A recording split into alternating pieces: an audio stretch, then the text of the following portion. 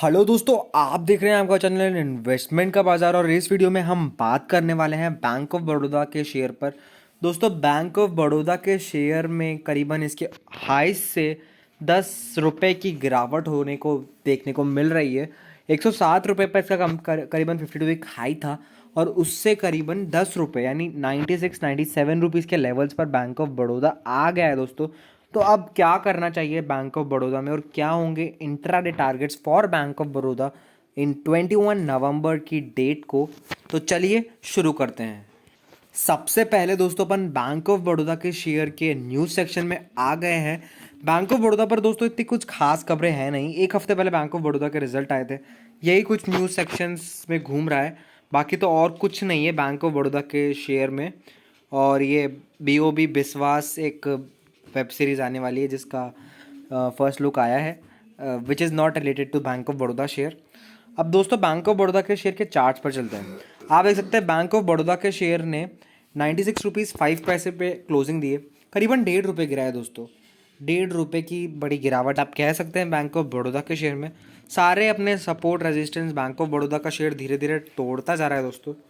दोस्तों आप देख सकते हैं, मैं आपको एक महीने का चार्ट दिखाता हूँ। तो 107 रुपये का लेवल बैंक ऑफ बड़ौदा ने छू लिया था। उसके बाद से बैंक ऑफ बड़ौदा में एक वन वे गिरावट देखने को मिली। आप कह सकते हैं कि जिस दिन बैंक ऑफ बड़ौदा के रिजल्ट आए थे वो 100-102 रुपये के लेवल्स पर कामकाज कर रहा था।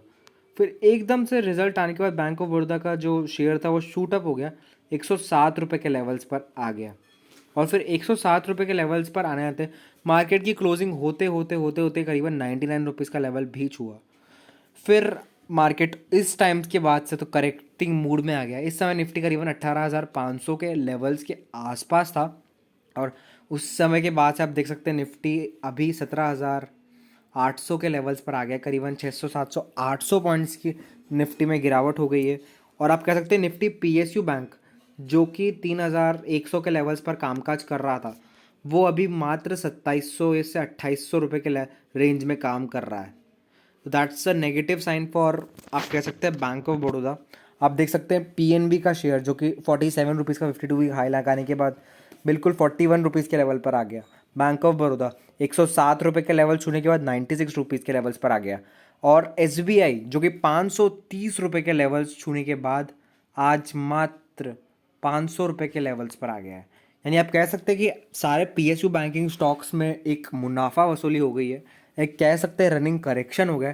But this is good for the shares. आप कह सकते हैं कि करेक्शन जब भी ख़त्म होगा तो शेयर में वन वे रैली देखने को मिलेगी और अपने जो और अभी 52 वीक हाईज है ये सब PNB BOB SBI ये सारे अपने 52 वीक हाई ब्रीच करते हुए देखने को मिलेंगे। PNB तो दोस्तों अब FNO बैंक के बाहर भी आ गया है, तो उसमें तो अपसाइड के ट्रिगर्स ही ट्रिगर्स है। आप देख सकते हैं इतने भरे गिरावट वाले मार्केट में भी PNB में एक अच्छी तेज़ी देखने को मिली। उसी प्रकार से आप देख सकते हैं BOB भी अच्छा स्टॉक है। आप कह सकते हैं PSU स्टॉक्स में SBI के बाद लोग BOB को ही प्रेफर करते हैं। तो BOB is a good stock for investing purpose also. अगर मैं आपको इसका मैक्स चार्ट दिखाऊं तो BOB ने 300 रुपये के लेवल छुए हैं। तो आप देख सकते हैं अभी 100 रुपये के लेवल्स पर कामकाज कर रहा है, करीबन 200% फ्रॉम इट्स हाइस्ट BOB गिरा हुआ है। तो BOB में आने वाले टाइम में अपसाइड बन सकता है। और अगर अपन निफ्टी PSU की बात करें तो वो भी करीबन 6 से 7 या फिर 8,000 रुपये के लेवल्स का भी हाई बना चुका है और अभी वो उसके अब 2 या 3 हज़ार रुपये के लेवल्स पे कामकाज कर रहा है, which is approximately 500% from its highs, all time highs. तो इनमें आगे अब इन्वेस्टिंग पर्पस पे तो आगे और वैल्यूएशंस खड़े होते हैं। और दोस्तों जैसे जैसे अभी बजट का टाइम आएगा, टाइम पीरियड आएगा, तो सारे बैंक स्टॉक्स आप कह सकते हैं कि फोकस में आ जाएंगे। IDBI bank, bank of Baroda, SBI, ICICI bank, Axis bank, सारे private sector banks and PSU sector banks, सब लोग फोकस में आ जाएंगे अभी बजट के टाइम पर दोस्तों। तो आप इसको इन्वेस्ट कर सकते हैं। अगर एक साल का भी आप नज़रिया रखें तो BOB का शेयर 150 रुपये का मार्क छू सकता है दोस्तों, अगर इसमें और पॉजिटिव्स रहे, रिजल्ट्स और बेहतरीन आते गए। ऐसे ही स्टॉक्स में दोस्तों इन्वेस्टमेंट करना चाहिए। और आप देख सकते हैं करीबन आजकल 40 मिलियन का वॉल्यूम तो आसानी से आप कह सकते हैं कि BOB के शेयर में हो रहा है। दैट मीन्स लोगों का इसमें एक इंटरेस्ट जाग रहा है दोस्तों। इंटरेस्ट, जिस भी स्टॉक में लोगों का इंटरेस्ट जागता है तो वो शेयर अपने आप ऑटोमेटिकली अपवर्ड्स ट्रेजेक्ट्री में चले जाता है और उसमें एक अप मूवमेंट चालू रहता है। तो दोस्तों अब इंट्राडे लेवल्स की बात करते हैं। दोस्तों 96 रुपीज़ 5 पैसे पे बैंक ऑफ बड़ौदा ने क्लोजिंग दी है। अगर आप बाइंग कर रहे हैं तो आप एक फाइनल स्टॉप लॉस लगा के चलें 94 रुपीज़ का। और अगर आप वो बाइंग साइड पे चल रहे हैं तो 98 रुपीज़ का आप फर्स्ट टारगेट लगाएं और 100 रुपीज़ का सेकंड टारगेट लगाएं।